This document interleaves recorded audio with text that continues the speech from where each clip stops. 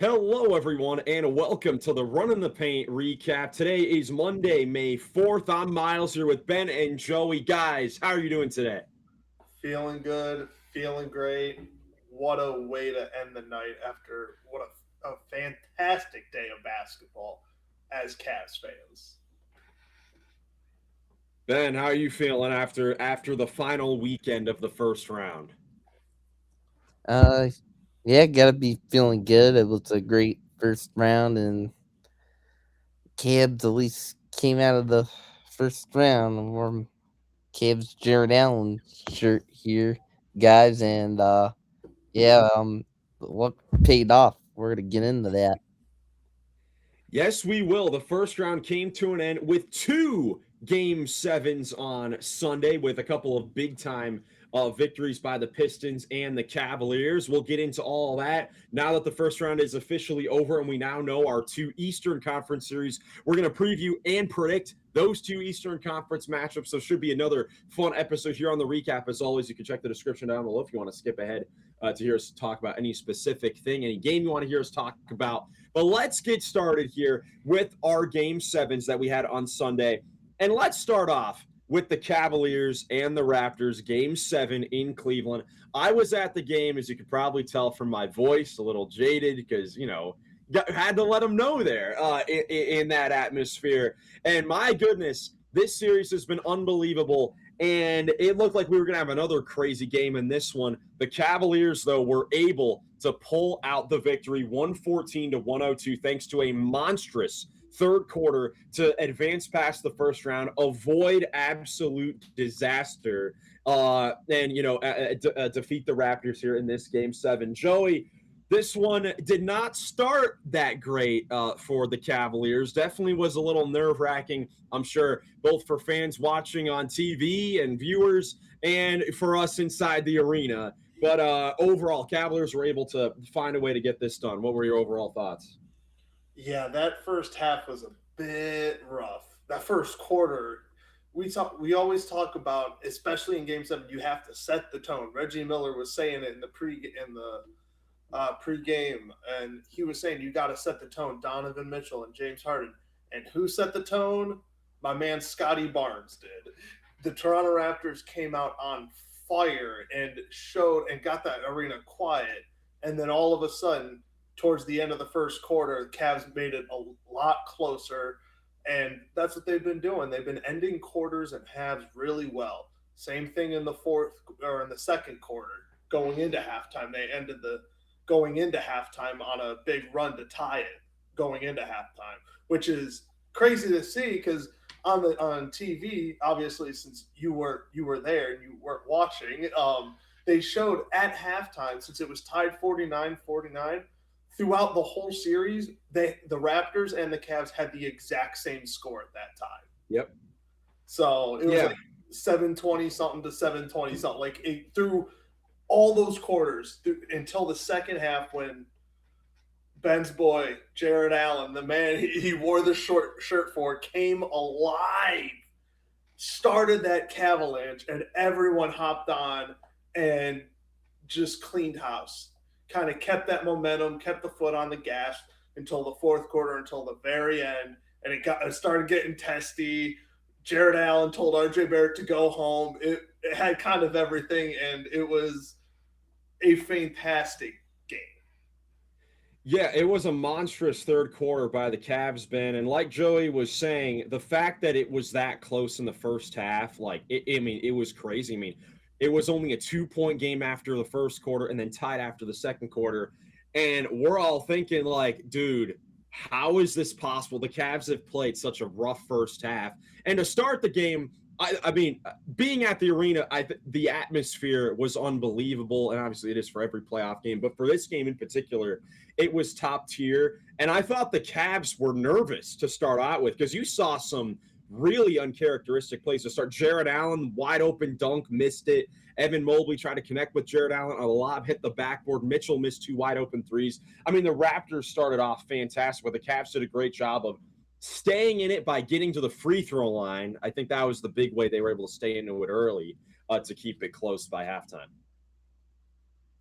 Yeah, just There's some sloppy turnovers in the first half. The Cavs turned over a lot, 12 times in the first half. That was getting me mad with them in the first half.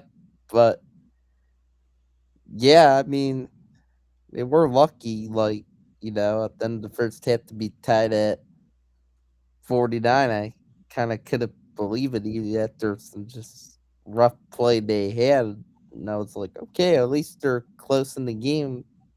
They can make good adjustments at halftime. Maybe they got this. And well, they sure did make great adjustments at halftime. And I was quite impressed with the adjustments. All yeah, the like Allen. I was super impressed with him. Finally, I been waiting to see if he could break out at all this series. He wasn't looking all that good in the first 6 games, but finally he turned it on in Game 7. He was ready for the bright lights here. Let's go. He had 19 rebounds, 22 points. Just I was impressed with his aggressiveness on both ends of the floor, and I've harped on Allen the last few games. He wasn't rebounding that good, but then he rebounded really well in this one, and I was impressed. He came down with some tough boards. We really needed that. He was a big, good X factor, and so it was Tyson, Max Strus, and Merrill. Those guys came off the bench and provided great energy. They did a good job of helping the Cavs get the ball flowing more better on offense. I gotta give credit to the bench too. Yeah, I think those three guys, Drew Merrill and Tyson and Allen in the starting lineup, I think those guys were the MVPs and the X factors in this game for the Cavs. Because, like, you look at their stars, like, Mitchell had a good game, not a great game. Harden had a fine game, not a great game. Mobley was fine. He was in foul trouble. I mean, this just came down to that the Cavs role players played better than the Raptors role players did. I mean, Scotty Barnes, like you said, Joe, he set the tone really well. RJ Barrett got like some buckets late, but besides that, like, and after their super hot start shooting in this game, because they could not miss to start the game, the shooting just came back down to earth in this game. And, and again, the Cavs defense also picked up as well. But that third quarter from Jared Allen in particular was just phenomenal. He had 14 points and 10 rebounds in the third quarter alone. Just the second player all season in the entire league to put up a double-double in a singular quarter. And, hey, he said the lights were too bright, 3 years ago, but the Cavs just won a playoff series because of his grit and toughness. So, I mean, it's just a huge turnaround and definitely has you feeling good that they were able to get this done. He's come a long way from us calling him Charmin Ultra Soft. But we definitely needed him. We've had, since Jakob Pertl hasn't really been able to keep up with the pace and all that kind of stuff that's been going on, they haven't really been able to play him outside of the to start the game. Jared Allen, we've needed him and Mobley to be the aggressors and to have their advantage. And in the last couple games, it's been that way. And today it was Jared Allen showing, hey, I'm bigger than these guys. Let me finally use my height. Let me get a little aggressive. And here we go. He can literally be the best player on the court with guys like Mitchell and Harden, which is crazy. Yeah, and yeah, those offensive rebounds that he and the Cavs got, I mean, were huge. I mean, Cleveland had 20 offensive rebounds, and they out-rebounded the Raptors by 27. Like, that is a monstrous, like, large number. That's got to be up there for a record for a Game 7. And the Cavs deserve credit for being able to get through this series with their toughness and showing the mental strength here, because there were definitely questions. There have been questions about this team, rightfully so, for that. They're going to be tested again in the next round, which we'll get to, the preview moving forward. But as far as this round, it was a super tough series, and they answered the bell. Like, they didn't get great series from really anyone on their team, but they did just enough down the stretch to pull out the victory, and that's all that matters really at the end of the day. On the Raptors side of things, it was a win regardless of what happened in this Game 7. I mean, to get to this point, with the injuries that they were facing, with no Emmanuel quickly for the entire series. Brandon Ingram misses these last two, and he also, just was not good at all in the series as an all-star player. For them to take this talented Cavs team to 7 games and, have a, they, put up a great showing in the first half, 5th seed, just a terrific season for the Toronto Raptors. And this now sets up, the off season for them. Ben, what are you going to be looking at on the Raptors side of things heading into the summer now? Well,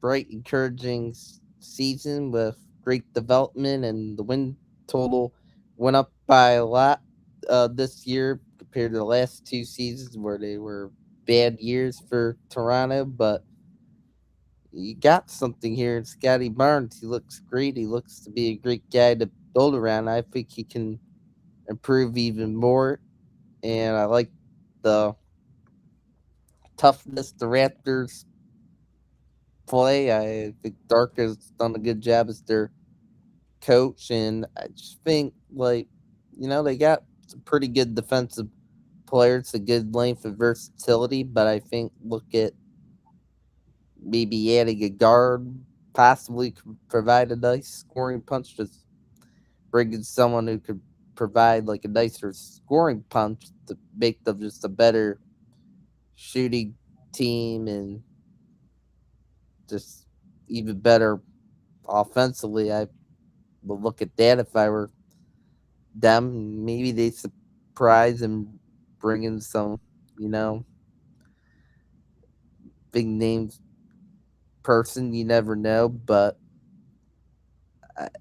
I think a big part of the off season will be just young players they have trying to grow even more as well. Well, Ben, I'll ask you a question. So you say guard scoring. I mean, do you not think that Emmanuel quickly could be that for this team? Oh, he could be if he develops some more, but like I mean they could use maybe some better guard depth though. Jamal Shed had some good moments in this playoff series. I just more so thinking it could be good, to have another guard to complement it them that's pretty good offensively, because I like their forward spots and stuff. I mean, I don't think really there's much to change with that. So you got like Scotty and RJ and Ingram. Just look at the roster a more. Actually, they do need to possibly look at fixing the center spot. Actually, Yeah. I look at it more. I think more so center, because Jakob Porto He's snapped the best bad. this He's series. bad. Let's Not great. not sugarcoat this. They just gave him a massive extension where he's going to be making next year starts the or excuse me 2 years from now starts an extension where he's making 27, 29, 27 million dollars per season, and he's already 31 years old, and he just had a pretty bad year, and he had injuries or whatever, but that extension that they gave him to be their starting center, and frankly he averaged 7-8 points in the series and was unplayable at times.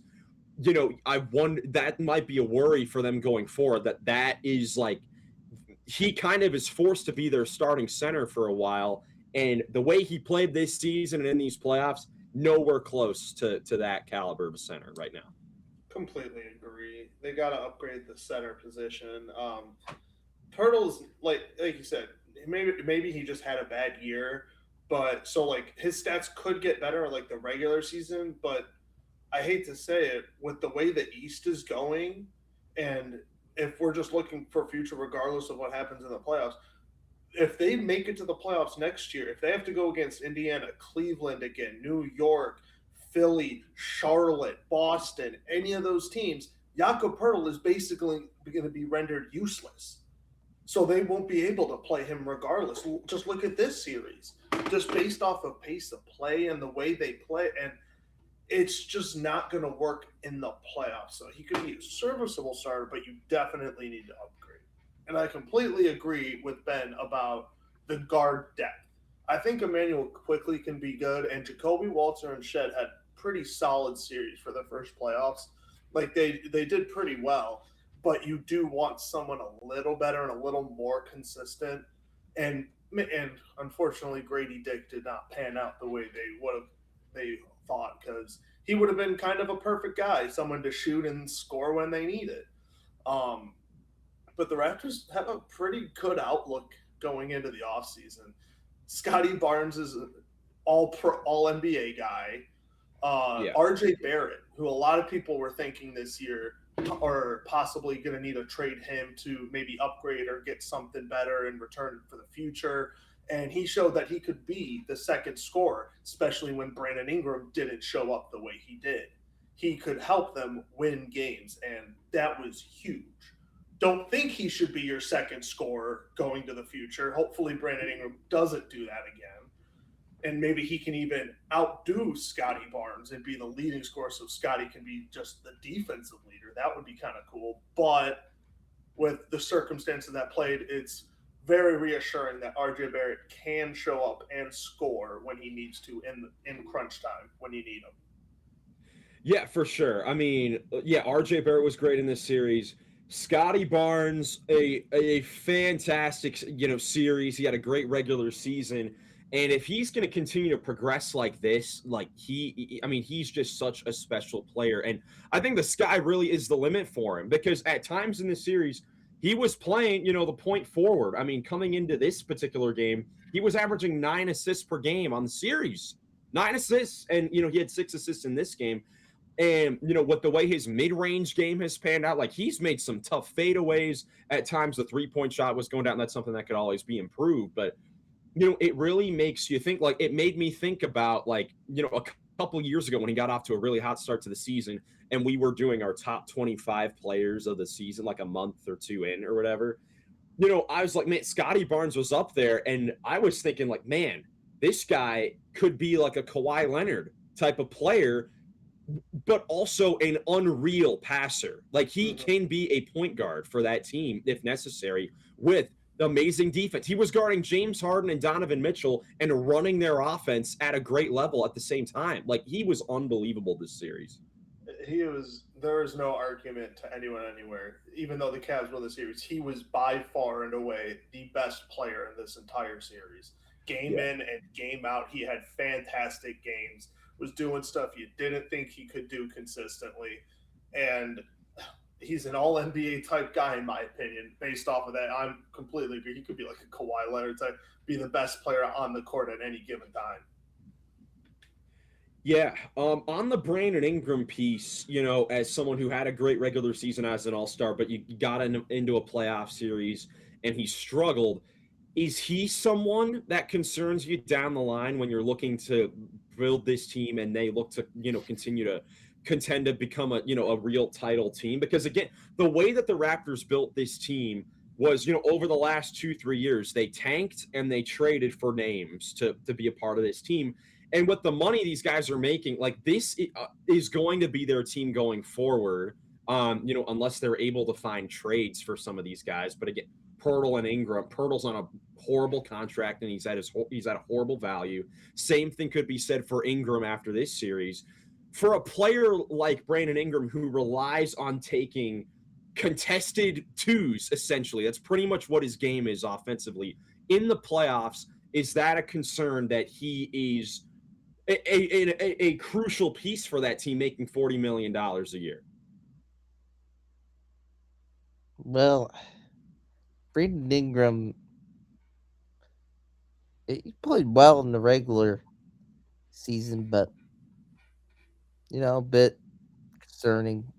I think from the plus when he did play earlier in the series, but I think you know should give him another chance with them next year. I think this best route they can do. Like it's complimented Scotty Barnes there good before on the wing spot. He's been with that team fine, I think, so far, but I think I gotta give Dean Wade some credit from the Cavs were guarding him really well early in our series uh, against them. I was a part of it a bit too. Yeah, for sure. I just think the big question with the Raptors going forward, and I think that's the giant thing that everyone's going to look at with this team is can the Raptors, really go deep in the Eastern Conference with this core of a team? With Emmanuel quickly making $32 million, with Brandon Ingram making $40 million, with Jakob Pertl soon to be making near the 30s. Like, are they going to be able to improve this team enough to be better than what they were this year as a 5 seed that took, a talented Cavs team to 7 games? I think that's what we'll have to see. Of course, they do have younger players that can develop, like you said, Ben. When you look at, Jacoby Walter was just a great 3-and-D player for them. Jamal Shed, good backup point guard, defensive, gritty type of guy. And then Colin Murray Boyles, who was a great, he was great, one of the best bigs in the series before the last few games. Like the first half of the series, Colin Murray Boyles might have been, the best big man in the series. He was phenomenal. But going forward, he's going to have to improve as well, because although he, was very promising, I think like we even saw in this series, like I don't think at this point he could be the starting center on a team. Like you need an actual big guy, especially since Murray Boyles doesn't have the shooting capabilities yet. So that's just the question for the Raptors going forward. They had a great season this year, but can they get better than what they were this year? I think that's a legitimate question, but that doesn't, take away from the great season they had this year. 100%. But Cavaliers move on to the second round after defeating the Raptors in Game 7 again, 114-102. Cleveland will next face off against the Detroit Pistons in the Eastern Conference after they won their Game 7 against the Orlando Magic, 116-94, completing the 3-1 comeback against the 8th-seeded Orlando Magic, something that they actually did 23 years ago. Saw that, which was unbelievable. The exact same scenario happened in 2003, but the Magic were able to come back and win the Pistons were able to come back and win this series. Dominant performance in Game 7, Ben. Of course, we knew this was going to be a tough task for Orlando coming off of, just the, historically offensive awful performance they had in the second half of Game 6. What did you think of this game here today between the Magic and the Pistons?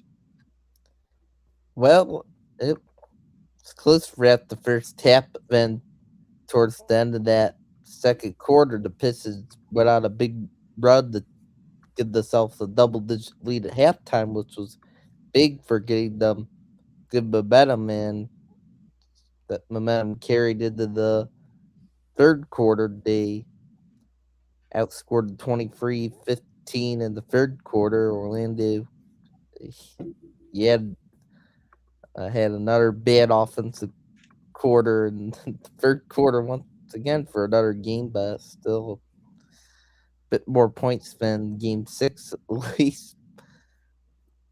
And just once again, Detroit holding them and not a whole lot of points, 94 points. The defense continued to be phenomenal for the Pistons. I was really impressed with Sword Thompson again on that defensive end. 2 steals, 2 blocks. He was really getting all over the Magic on that end again. And Paolo, he did all he could. He had 38 points. He had another big scoring game, but what didn't help was no one outside of Paolo really shot at that well on the Magic, and they got too sloppy on offense again, and it just wasn't quite enough. Yeah, Joey. I mean, if you're like coming across someone who wasn't able to catch the game, and you're like, hey, what happened in this game, Joey? What happened here? Why did the Pistons come out and win this game? I think all you need to do here, Joey, is have them look at the stats here and just ask them what looks different than normal here. What do you see, Joey? What do I see? I see Paulo Banchero actually having a really good scoring and doing all he can. But then you see Cade Cunningham and Tobias Harris, both with 30 points each. Are we sure it's 2026? Tobias Harris getting 30 points in a playoff game? What? Yeah, I he couldn't was have predicted enormous. that. Yeah, he was enormous. He had 17 points in the second quarter as the Pistons were starting to try and gain their lead later on. I mean, I think he's someone that deserves a ton of credit for this series, and even like in their first round series last year against New York, for being a guy that is a capable scorer. Like, has been a 20-point per game scorer in the NBA before, but during the regular season, like with the Pistons these last 2 years, hasn't gone like too crazy to kind of allow these younger players to grow here. But when the playoffs come around, he's like, all right, I've been here before. I'm the vet in the room. I'm gonna play like it. And he did that for the Knicks series last year. He's done it for this entire series. And in game 7, I mean, he goes for 30. I mean, this was really the biggest difference here. Cade and Paolo were able to kind of cancel each other out, which we kind of expected coming into this game. The question was going to be which, supporting player was going to have the biggest impact. Tobias Harris, 30 ball. There you go. Yeah, that's exactly the way to put it. Paolo and Kate canceled. Who's going to be the next best players? Well, it went Tobias Harris, who just had the game of his very old life. But I'm just kidding. But he had a very, very fantastic game, much needed by them. But also Jalen Duren had a solid game, 15 and 15, finally seeing him put back to what we thought, well, what he showed during the regular season. He's had a rough series, so him finally having a better game. Duncan Robinson was hitting open shots. Dennis Jenkins, who going into the series, we knew it was going to be huge for them, and he finally had a really, really good game. Asar Thompson, like you said, Ben, stifling defense and inspires the rest of this team to just be just everywhere, just annoying, all their hands in everything. It just incredible team defense, and that was a really just like you said, great end of the second or the end of the first half, and then the third quarter just kind of blew it open. And with nobody else scoring for the Orlando Magic, it was offense. If they don't have Paolo, they don't have offense, and even Paolo is. We've seen the series has been so inconsistent, but in Game 7, when you need it, he showed up, but nobody else really did. Jalen Suggs, who had really, really good games earlier in this series, was a no-show. I was watching highlights because I missed the game watching it live, but I watched it and he scored like his second basket of the game in like the fourth quarter. It's like by that time they were already down by like almost 30 points. Yeah. No question about it. I mean, it really is just crazy here when you look at Orlando here. Just a roller coaster ride of the last few weeks it has been for them. But you look at a guy like Paolo Banchero, who, for a guy that's been in the playoffs, this is his third year being in the playoffs for such a young player. He's had some really high scoring games in his young playoff career. But looking at it now, his 6 highest scoring playoff games have resulted in losses now. Like, he had 45 in the game, 5 in this series, has 38 in this game. He had 39 and 38 in games 5 and 7 against the Cavs in his first playoff appearance that they lost. And then he had 36 and 32 and 2 losses at Boston last year. So he's a guy that when it comes to the playoffs, I mean, we now have a pretty decent sample size of saying, like, this guy is a playoff riser at different times. Like, games 5 and 7 on the road, with a chance to close out the series, 45 and 38, and he's done that before. Like, he's a monster of a player. And, during this regular season, there have been times where it's been a little frustrating. But then in the playoffs, like, he has games like this. So I think we got to give him a lot of love for having another fantastic playoff series individually. But once again, kind of the same story with Orlando, like we've been talking about. This is not enough offense, man, on that team. And of course, they didn't have Franz Wagner for the back half of this series, who was a big loss for them, not just offensively, but defensively. He was doing a great job guarding Cade Cunningham as well. But, that they just weren't able to find a way to get the offense down the stretch. I mean, Desmond Bane was a big addition this year. Jalen Suggs was very hot and cold, throughout the season and in these playoffs. What do we think about their outlook now that the season is over, Joey? I mean, it really, again, it's crazy how they were the biggest disappointment in the Eastern Conference heading into the playoffs. They take a 3-1 lead on the top seeded Pistons and then blow it here. What do they need to do in the offseason? Because it's gone from really bad to really good to back down to, all right, you lost in the first round when you had higher expectations. Well, first things first. If I do not see that Jamal Mosley is fired within the next 2 days, I am going to give him 2 days. I was going to say by 8 a.m. tomorrow morning or on Monday morning. If it's Uh, not 8 a.m. Monday morning that he is fired and I don't get that notification, I'm calling it. Their season's ruined for next season. But I'm going to give them 2 days. They get 2 days to fire him. As soon as you do, you're already on to better, bigger and better things because 3 first-round exits in a row. Your team is getting there. You're getting there. But your star player, your superstar that people had a lot of questions about, like saying this year, saying, hey, Orlando is really struggling this year. Like, maybe it's time to move on from Paolo. And then you make the playoffs. And then he has a really, really good series. Fantastic game 7. And then nobody else showed up. Again, like you said, Miles, it is not his fault they lost. He brought it when he needed to. And unfortunately, Besides game 6 in the second half when no one brought it. well, that was a whole team issue. Again, Jamal Mosley will fix that issue.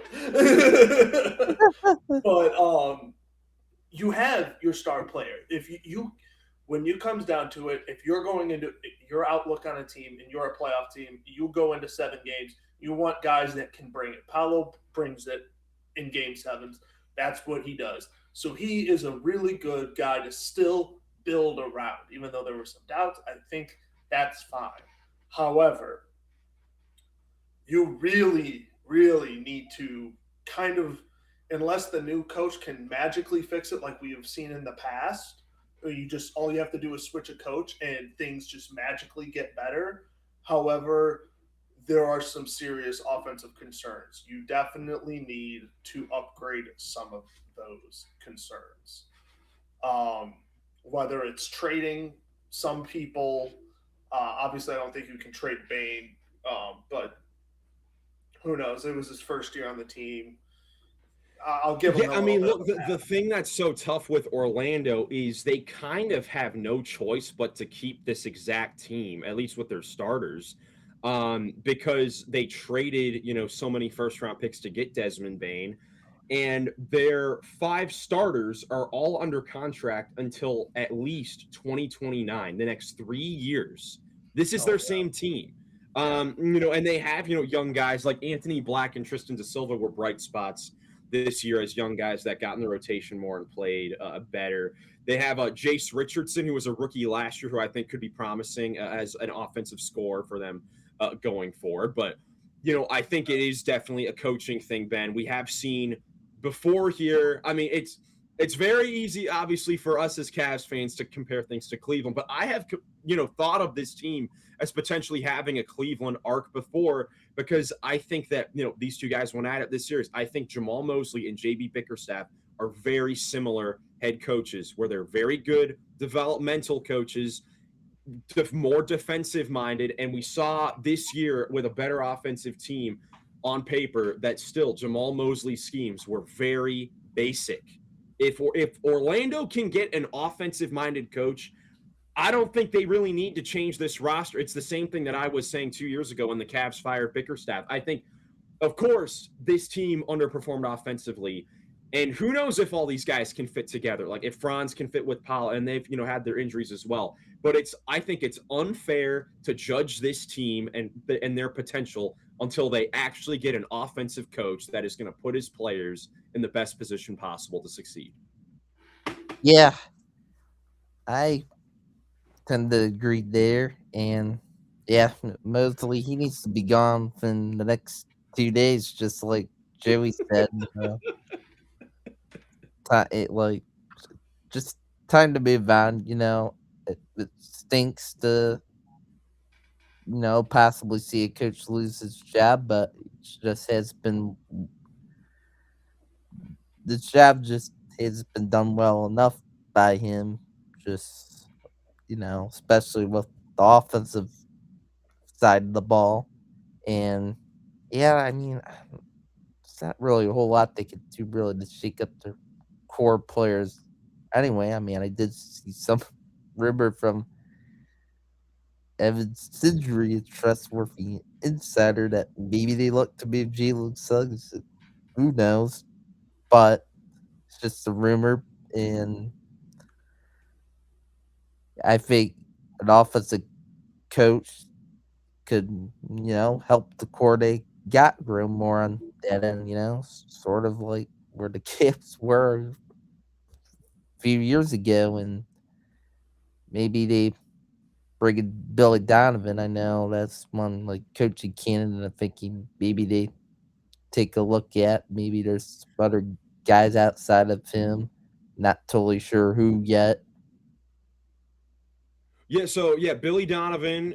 We've mentioned on this podcast before how he originally accepted the Orlando Magic job when they had Dwight Howard, but then took it back when he went back to Florida. That could definitely be an interesting fit there. It's been a while since Billy Donovan has coached a good team, so that could definitely be promising. I was seeing reports immediately after the game about Dusty May, Michigan, the head coach of I've Michigan, seen potentially those being. reports. Yeah. What are you guys' thoughts on that? Like, is that any? I don't follow much college basketball. Or is there any chance you guys think that could happen? Well, I think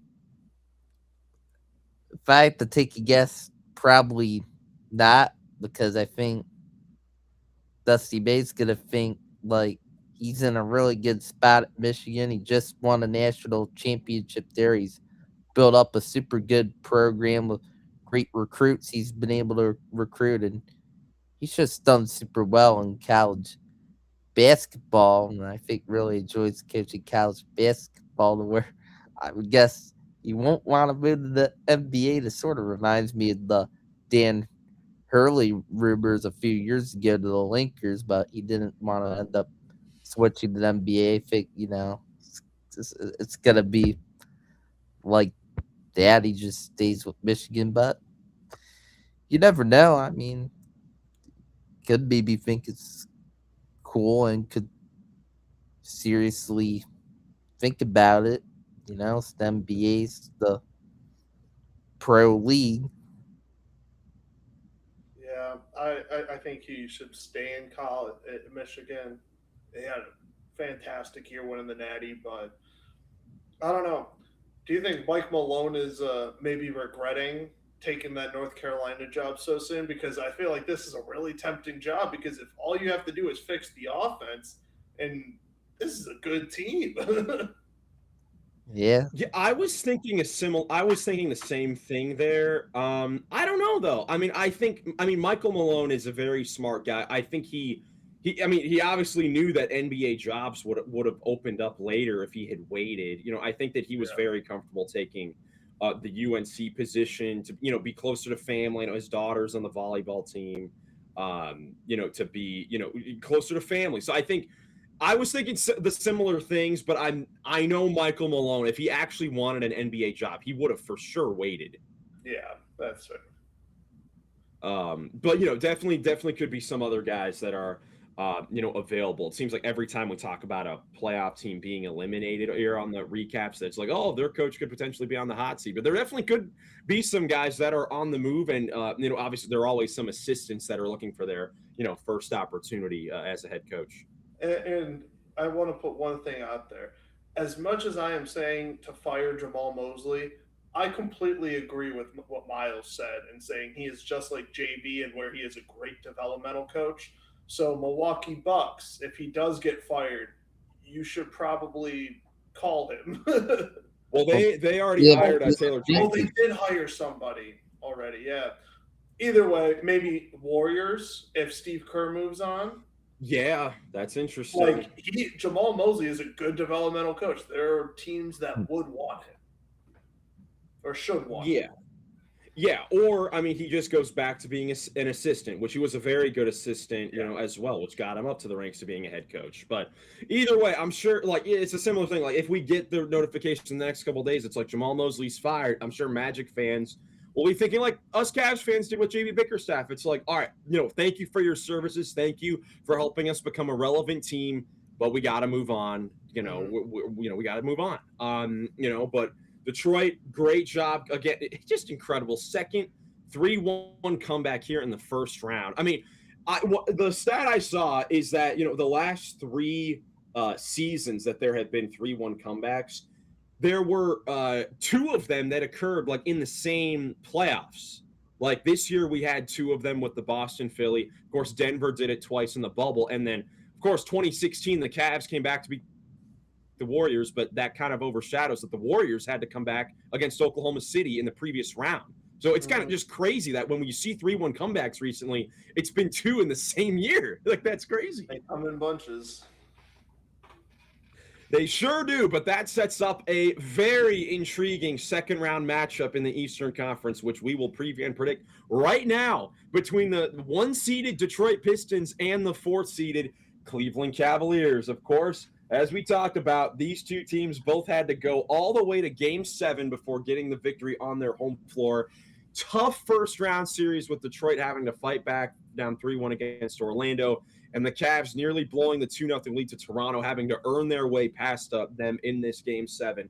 Sets up a very intriguing matchup here between a Pistons team that, again, top seed in the East all season, but all we've been, talking about is, do they have enough offense to go deep in the playoffs and go past the second round as a top seed against a Cavs team was the favorite coming into the season, a great offensive team that on paper, I think we can all agree, is more talented, but have had their own share of problems throughout the season as well. And now they meet here in the second round. We're talking about JB Bickerstaff. It's the JB Bickerstaff Bowl here with him on the Pistons coaching up against, his former Cavs. There are some former Cavs on the Pistons side of things, both on JB's coaching staff, with Luke Walton on there, and then also Karis LeVert, Javonte Green on the Pistons side of things. So a very intriguing series with a lot of storylines here between two Central Division rivals here. Joey, where do you want to start off? I want to start off by saying I hate that Luke Walton was a part of the Cavs organization because I am not a fan of Luke Walton. Just kidding. Where I really do want to start is this is going to be a fantastic series. If for anybody that doesn't know the history between Cleveland and Detroit, obviously, like you just said, the recent history with us firing JB, hiring Kenny, and then JB going over to Detroit and taking some of his staff and players, and now they're the number one seed. Go back to when LeBron was here the first time. That Pistons team in the mid-2000s that won a championship was a fearful team. This is a pretty big rivalry that hasn't been there over the last decade because Detroit hasn't been that good.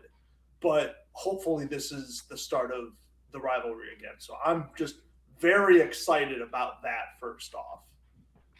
Yeah, to your point, Joey, in the LeBron era, the first year, between 2006 and 2009, they both met each other. They met each other 3 of the 4 years.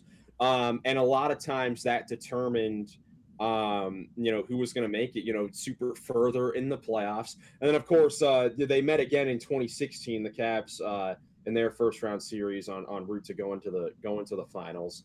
The Cavaliers, let's see, they have won the last 4, 5, 6, 7, 8, 9, 10, 11, 12 games against the Pistons dating back to the 07 conference finals.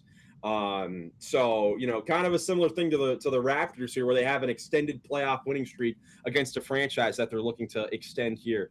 Ben, on the floor, of course, we know the history between these two teams, but looking at on the floor, what stands out to you between the top seed in the East in this year, the Pistons, and the top seed in the East from last year in the Cavaliers?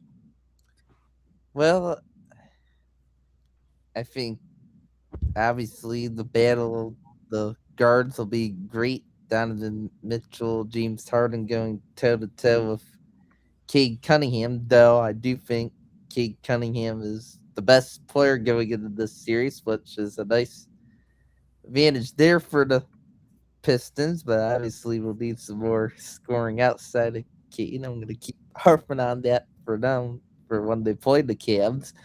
But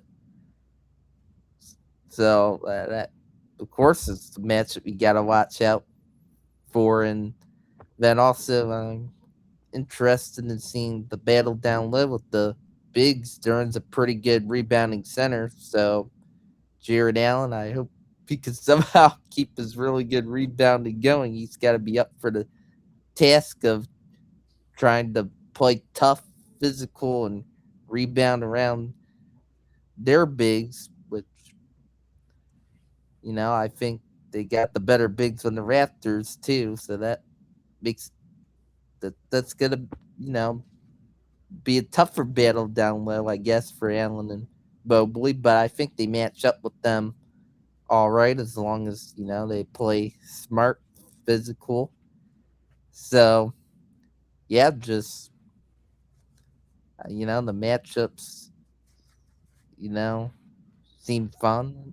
These teams match up, I guess, sort of similar, I guess. Just talking through this to be, but yeah, Cleveland versus Detroit. I can't wait. This is going to be a great series. Yeah, I think, like I said at the top here, I mean, this is a series between an offensively talented team in Cleveland versus a tough defensive team in Detroit that has, an offensive engine in Cade Cunningham. But aside from that, if they're not getting, a crazy game from Tobias Harris, where are they getting their offense from? So there are definitely a lot of intriguing matchups. I'm intrigued with Asar Thompson in this series for the Pistons because he's going to be guarding one of Harden or Mitchell to start the series. I expect Mitchell. With the way that the Pistons are kind of formed here, going up against one of the best backcourts in the league with Harden and Mitchell, it forces Cade Cunningham to have to defend one of Harden or Mitchell because the Pistons rely on Duncan Robinson so much to play, and he cannot be. I mean, maybe we'll see in the series. Who knows? But coming into this and with the track record, don't think that they would feel comfortable having Duncan Robinson guard one of them. That's going to be the guy the Cavs are going to try to match up against those guys on every possession. Hey, I saw him intercept and dunk and steal the ball and dunk the ball in Game 7 or last night or yesterday afternoon. So you know what? Things could be crazier. Things crazier could happen. No, yeah, for sure. But I think that's what stands out to me there is that Cade Cunningham, who is relied on so heavily on this Pistons offense because they don't have that clear second guy unless it is Tobias Harris in these playoffs. And he is not going to be able to get away with being able to guard, a Jalen Suggs or, Jamal Cain in the last series. Like, he is going to have to guard one of the Cavs all-star guards. And even, like, Dennis Schroeder, when he comes off the bench, Sam Merrill or Max Strus, and they move like crazy off the ball. Like, he's going to have to guard in this series. And he's a very capable defensive player. He's one of the best defensive star guards in the league, in my opinion. But you just wonder if the fatigue is going to play a factor here in this series. You know who's going to be a big X factor then? Someone who kind of killed the Cavs every time we forgot about him in the regular season and the playoffs. Jamison Battle, we were talking for the Raptors. Dennis Jenkins, who had a really good game in this Game 7. Someone who Orlando kind of forgot about. He's kind of a fire starter. He comes off the bench, and if they need some offense, like you're saying, if Cade doesn't really have it going because he's focusing on the defense too much, you have Dennis Jenkins come in. He hits like 3 or 4 threes, gets a couple easy floaters or layups, gets a couple people involved. Automatically, their offense is kind of just held together until Cade comes back in. Like, we cannot. That's how they can steal a game. If Cavs are favored, because I would say they are. I don't know the odds, but I'll look at that right now. I was curious about that myself. As I said, I don't know quite the odds, but if Detroit wants to steal a game or two, take a page out of the Raptors book and get some plays out of Dennis Jenkins like they did with Jamison Battle. And that's a really good game plan to get some of that supplemental scoring. Okay, so currently looking at VegasInsider.com and Kalshi, Detroit is barely the favorite. Like percentage Ooh, wise, it's 53 to 48. So it's super close. It's nearly 50-50 in this series, which I think makes a lot of sense. yes, it does. Um, on the Cavs side of things, the matchup I'm looking on, their side of things is, the Pistons do have those burly, those defensive guys that can be a threat to, the big guys for Detroit. When you look at Jalen Duren, Isaiah Stewart, if Paul Reed is ever asked to be in the game, their job is going to try to just bully Mobley and Allen, like we've seen them be bullied in the past before here. But at least to start games, Detroit is not going to start all that big here because Stewart is not a crazy 3-point shooter. Obviously, Duren isn't a perimeter threat either. They're going to have Tobias Harris at the 4. So, and Tobias Harris, again, a big offensive player, but Evan Mobley needs to win that matchup against Tobias Harris in this series. Like to me in this series, that's a non-negotiable thing for the Cavs in this series. Mobley needs to outplay, or at least be at the same level as Tobias Harris. He cannot be outplayed by Harris in this series. He has to be better than Harris. I'll put that out there. He has to. He showed he could be aggressive, and he had a pretty good series. I think that was his best playoff series. I'll put that out there. I think that was his best series. He was aggressive on offense and defense. Obviously, in Game 7 yesterday, it got him in foul trouble. But outside of that, I love the aggressiveness that he showed, and it rubbed off on Jared Allen today. But that's what we're gonna need. Yeah, and of course, in these series, it comes down to which role players are going to perform well in certain games. Curious to see, like, the Pistons rotation, you feel, is kind of set. Like, different guys come in and play, like, a few minutes. Like, the real, like, you're going to see off the bench, Dennis Jenkins, Isaiah Stewart, and Javonte Green have been, like, the three reliable-ish players that Detroit, has played off their bench. Cleveland, again, I think they have the deeper team when you look at all the guys that can play up the 3. I'm curious to see who they will start at the small forward position in this series, because this is one where I think they could go a whole lot of different ways. Who do you guys think the Cavs should start at small forward in this series? Between Dean Wade, Sam Merrill, Max Strus, or Jalen Tyson? Ooh, that's a good question, man. I mean, it's tough, tough maybe for Kenny to figure out, but man, I guess I would go Max Strus right now just for shooting and some more offense, I guess. Like, I mean, unlike the Raptors, I mean, the Pistons don't really have the best, not really great wing scoring overall, unless Tobias Harris has like a big game or something, but you could possibly match up Mobley on him, like we mentioned. So I think just kids could, I guess, use more of the offense for Max Strus. Dean Wade, he's pretty good defensively, but he's a liability at times, in my opinion, on offense for the Cavs. But I mean, I wouldn't be surprised, depending on what goes on, if it changes based on who's got it rolling, possibly at that free spot during the series. Like, if Jalen Tyson really has things rolling again with him, he's making a big impact, like off the bench, say, to start the series. Who knows? Maybe Kenny Atkinson gives him a chance to the starting lineup. We'll see, though. Yeah, I guess, Joey, what this comes down to is, like, how confident are you in that particular player's ability to guard Cade Cunningham? Because most likely that's what you're going to ask whoever you're starting at the small forward. That's what you're going to ask them to do. You're not going to ask Mitchell or Harden to be the primary defender on Cade Cunningham. It's going to be most likely whoever starts at the 3. So in that case, Joey, who do you think the Cavs will at least start with in this series? Yeah, they'll probably keep Wade just because of the defense.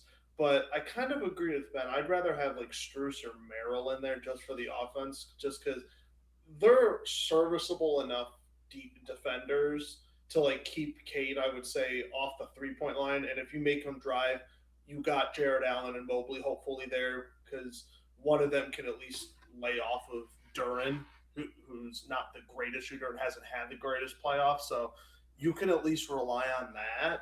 But they'll probably stick with Dean Wade just because he's been so good defensively, and will probably want to set a tone to Kate Cunningham and be like, "Hey, we're gonna let you get yours, and nobody else can, but like we're gonna still make it extremely tough on you." Yeah, I mean, yeah, it'll be interesting to see what ends up happening as far as who starts at that position.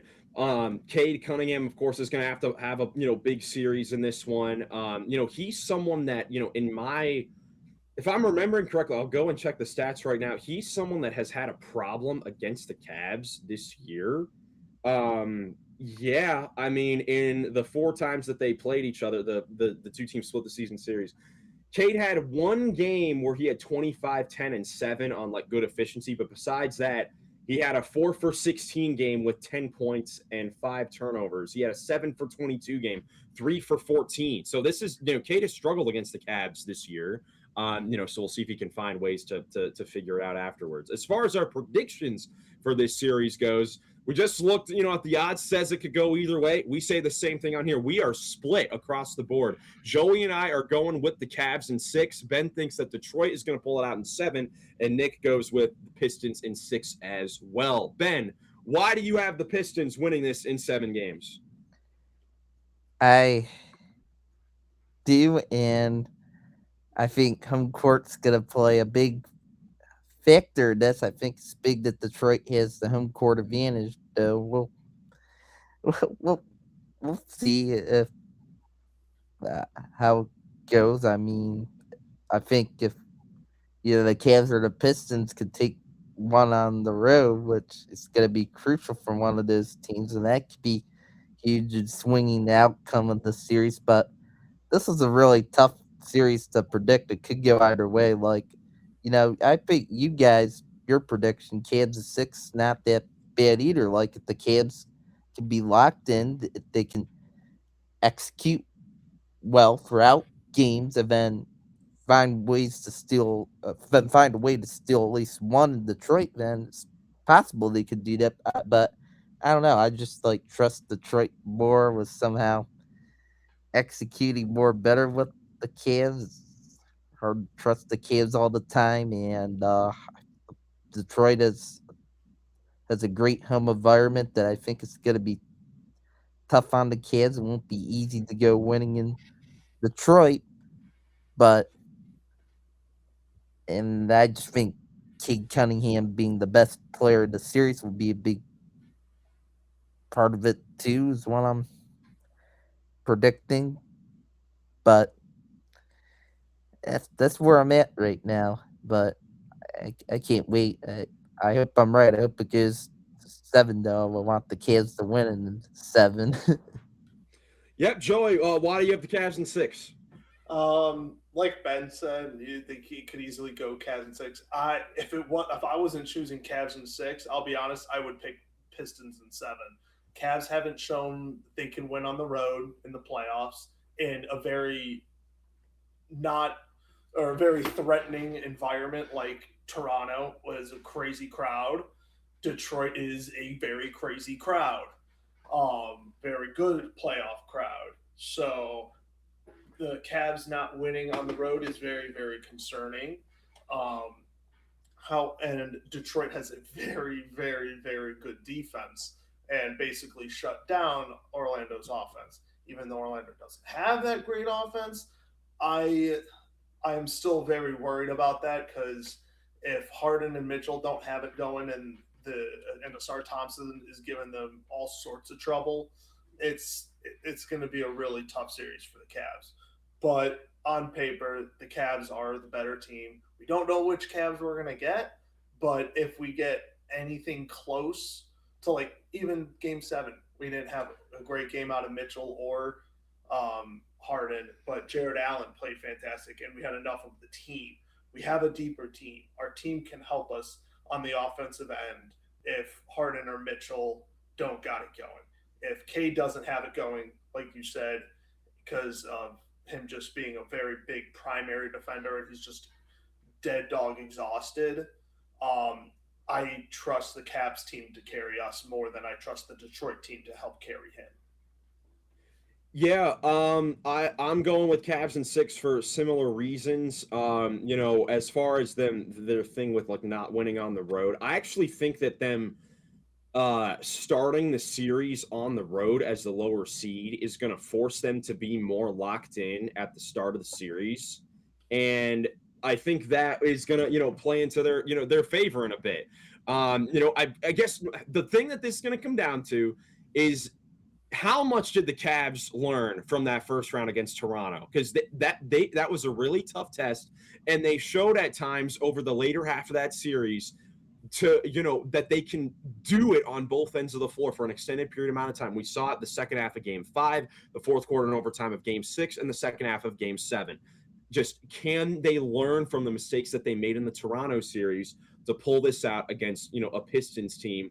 Of course, Detroit is a rowdy playoff environment. I personally think Toronto is way more hostile than Detroit is. I think that the Cavs will be more confident playing in Detroit because they have one in their building before this season. Like, this is one of those unique season series where there were 4 games and every possible scenario happened. Like, the Cavs won at home and on the road, Pistons won at home and on the road. So they've all seen kind of every single possibility this season.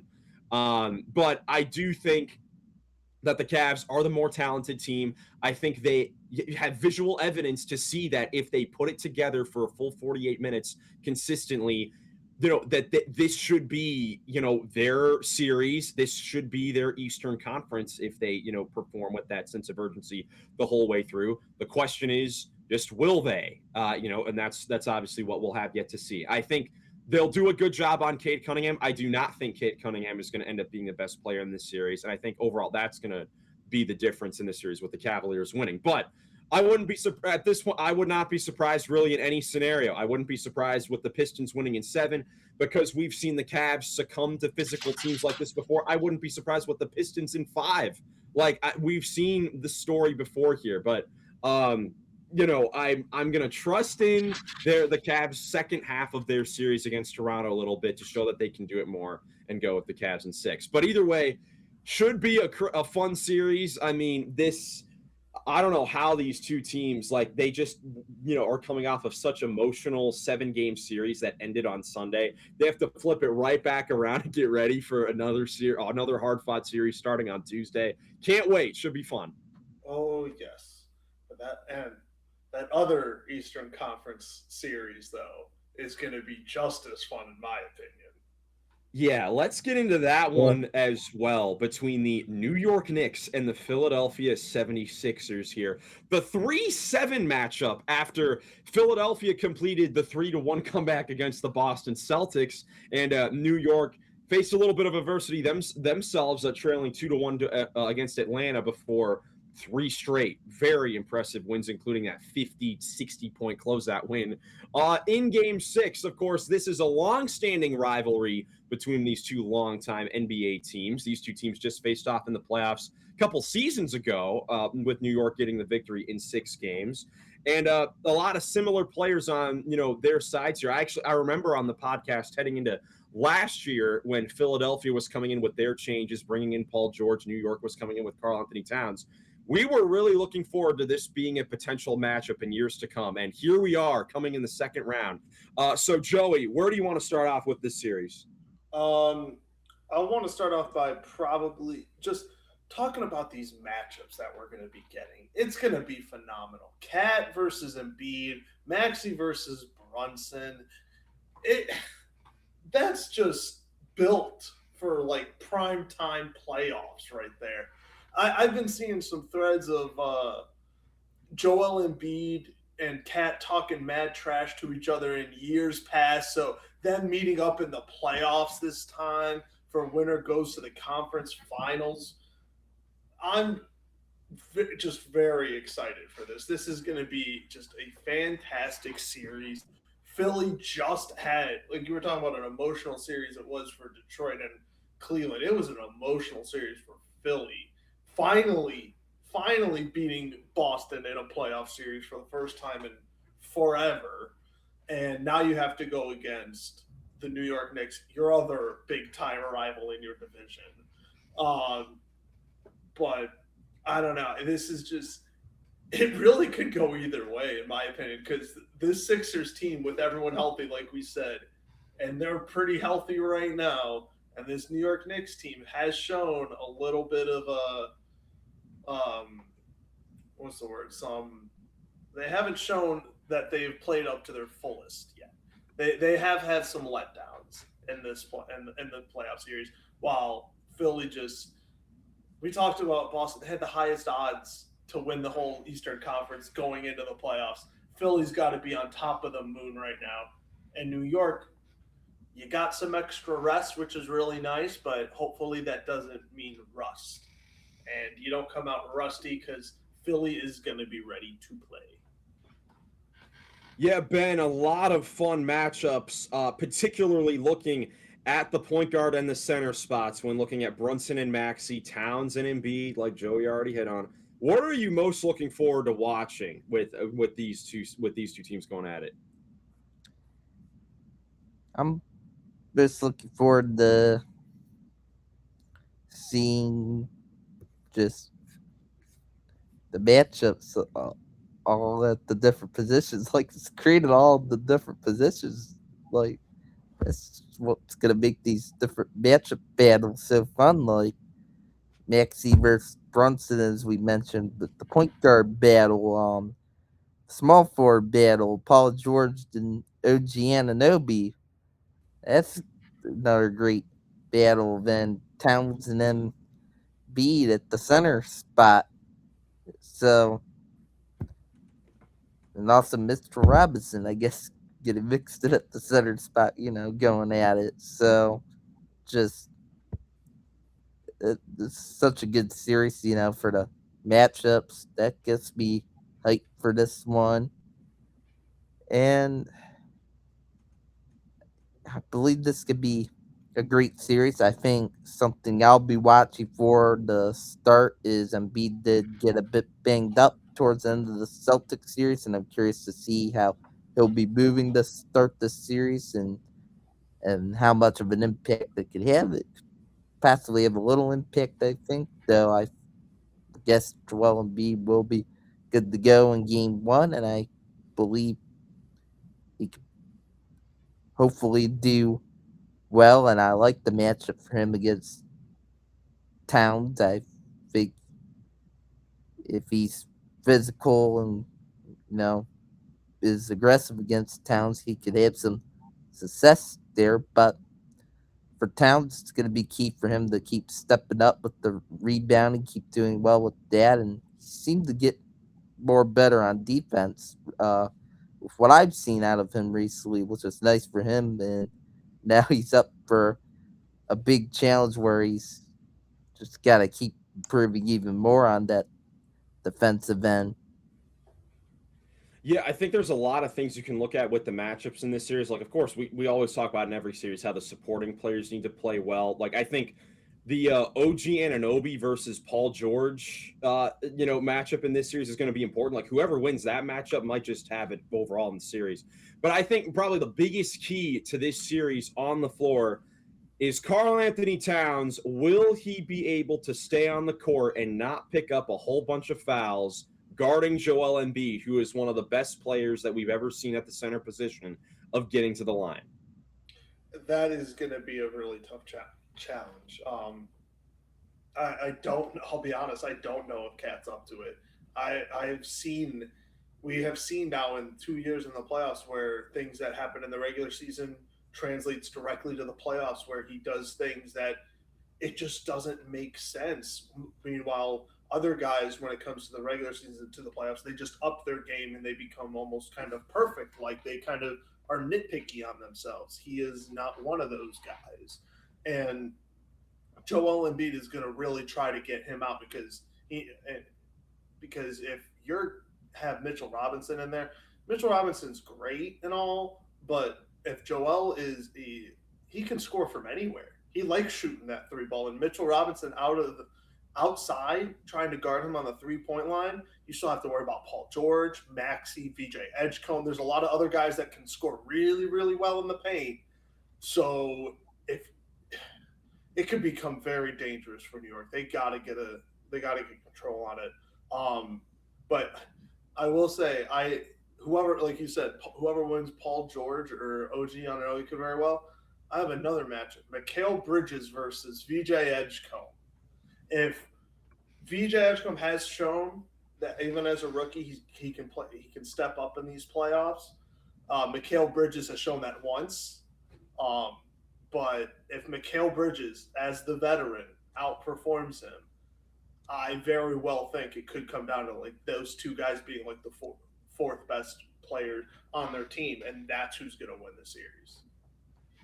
Yeah, and Mikal Bridges is going to be super important in this series too because he is going to have to try his best to guard Tyrese Maxey for Philadelphia.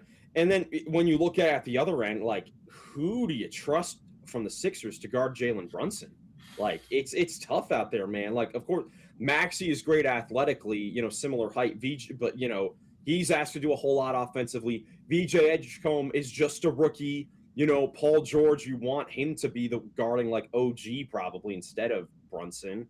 Maybe Kelly Oubre, and we see like a thing where Maxey guards Josh Hart on like a cross switch or something. But like, I don't know, like that is an advantage for New York. Like Philadelphia, I don't think has many players that can guard Jalen Brunson. So that's going to be an important matchup. Completely agree. You mentioned the Mitchell Robinson thing too. Like Nick Nurse on the Sixers side of things is such a terrific playoff coach. Like, I would expect if Towns is in foul trouble and Robinson has to be in the game, I'm expecting to see, I don't know, Andre Drummond in there to quickly use up a bunch of fouls to hack a Mitch, and try to get those guys off the floor as well and force the Knicks to play small or go, to guys that they would much prefer not to play on the floor. So, if those centers for New York can stay out of foul trouble, I think that's going to be their key in this series. And also, like, Joel Embiid, it's just kind of a thing now where in playoff series, like, you almost expect him to miss a couple games in the series, whether it's the beginning, the end, or the middle of the series. Like, for Joel Embiid's a playoff veteran. He's been in a lot of these moments before.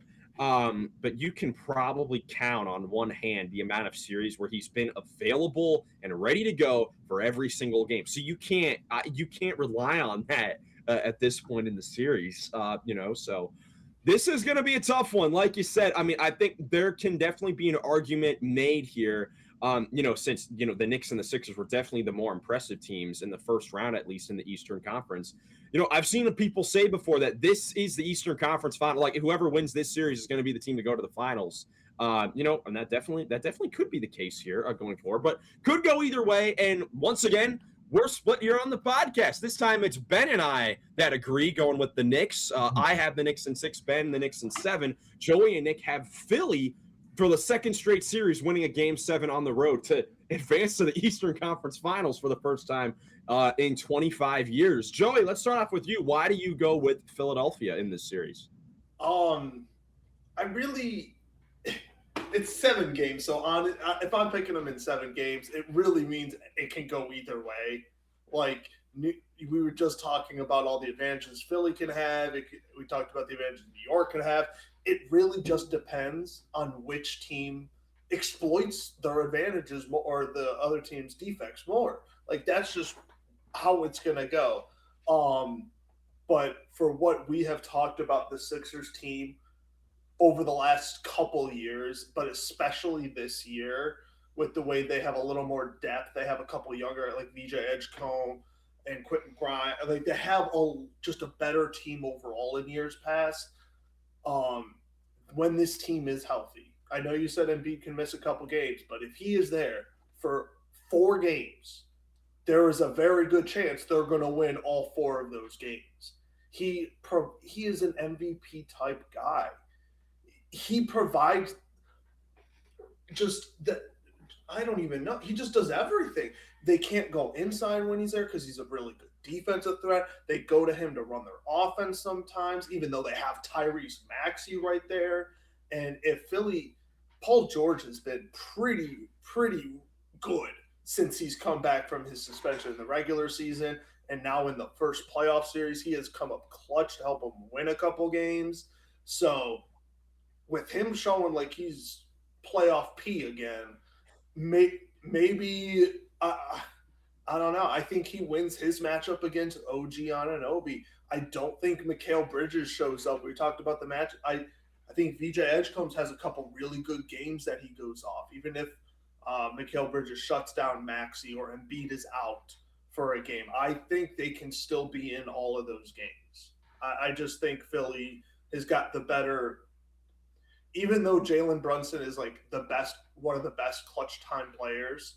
I think Philly's just got way more options than New York can just handle in clutch time.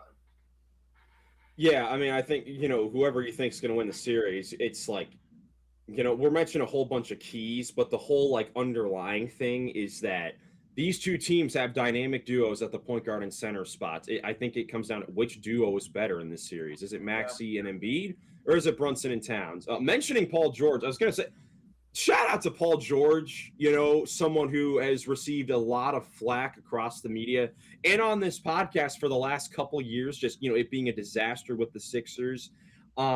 He's been awesome in these playoffs. I just looked at the numbers. In the first round, Paul George shot 55% from three, which is absurd.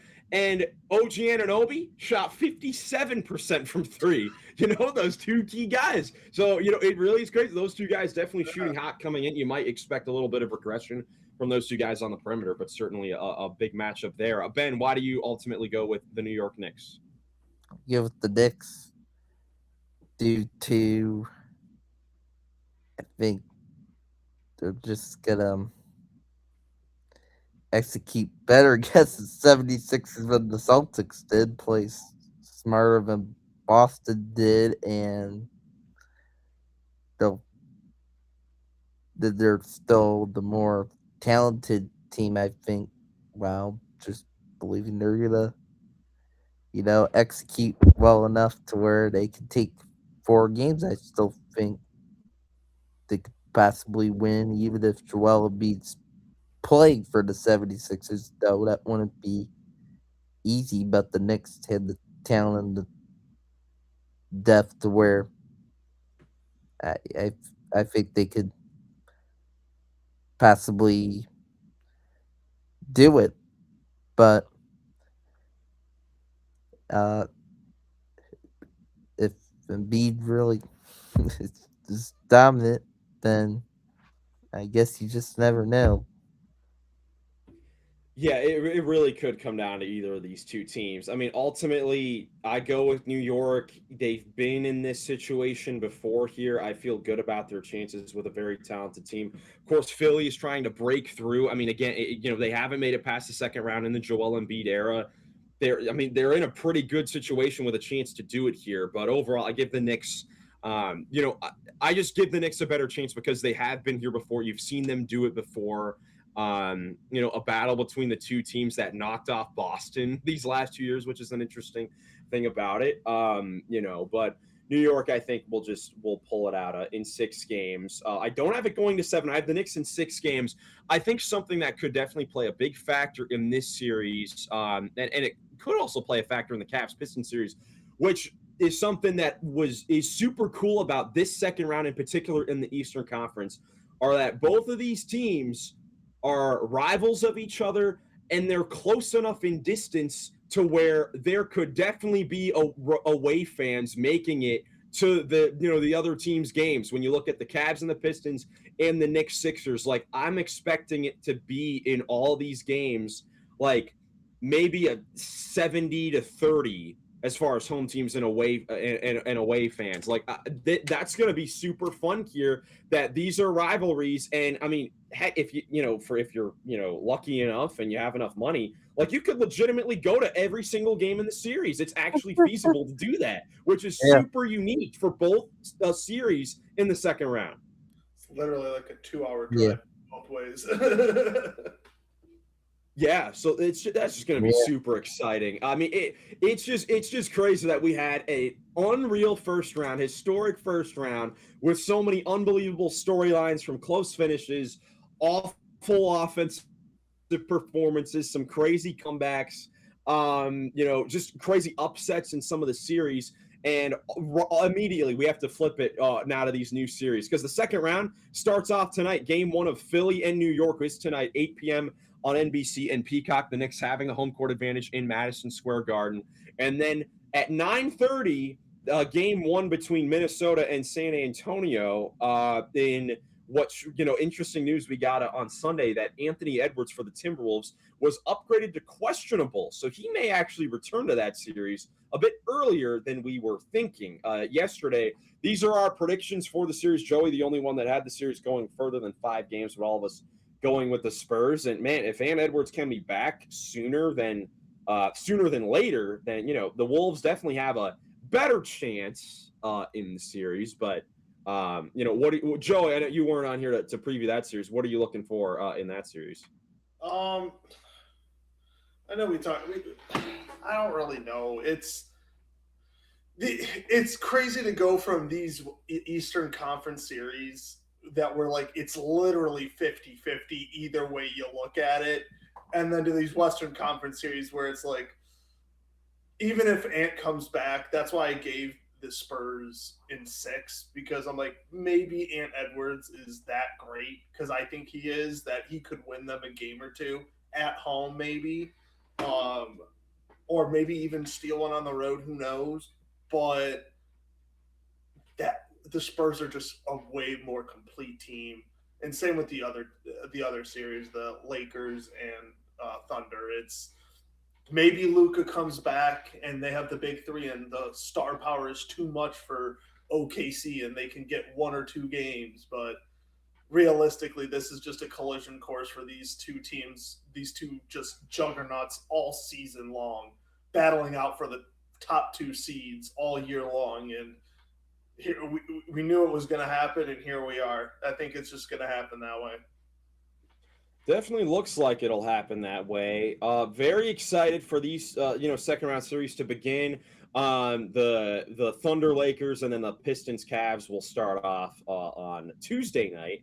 Of course, there's the weird thing going around social media being pointed out here that these 2 games are going to be overlapping each other. Like this Spurs Wolves game is going to start while the Knicks Sixers game is still going on. A very interesting.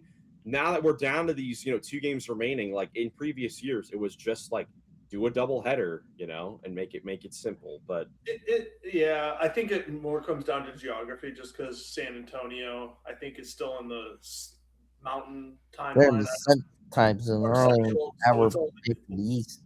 Yeah, it's like only an hour from us, back from us, or behind us. So when you're going on the Western Conference, like when you're going on the West Coast, like if you're going to LA, it's a 3-hour difference for us. So like 10:30 for us would make much more sense. But unfortunately, I mean, I still don't. I think it has to. I think it has to be something with the NBC, maybe their broadcast schedule thing, because New York Knicks games are typically 7:30. Like they're not 8 o'clock. Yeah. And this is the same scenario with, I believe, Tuesday's games. Like the Cavs Pistons is at 7 and the Thunder Lakers is at 8:30. Like what are like I don't know. I think it's got to be something related to NBC because that does not make sense to me, but whatever. We're in the second round. I don't like that it overlaps either. That's kind of stupid. I'm with the outrage on that. No. Well, I mean, if it's anything for us, though, behind the scenes here on recording, it means that we shouldn't have to be up till 2 a.m. recording videos. Yes, that is a plus. Yeah. But, that's going to be all for us here, man. Can't believe the second round is already here. Hope that our man, Coach Cove, can be back on here soon. I know he's super busy with coaching, but to talk shop on some of these playoff matchups. But either way, excited to get into it. We'll be back on the recap tomorrow to get into these second rounds. You guys have anything else before we get out of here? Nope.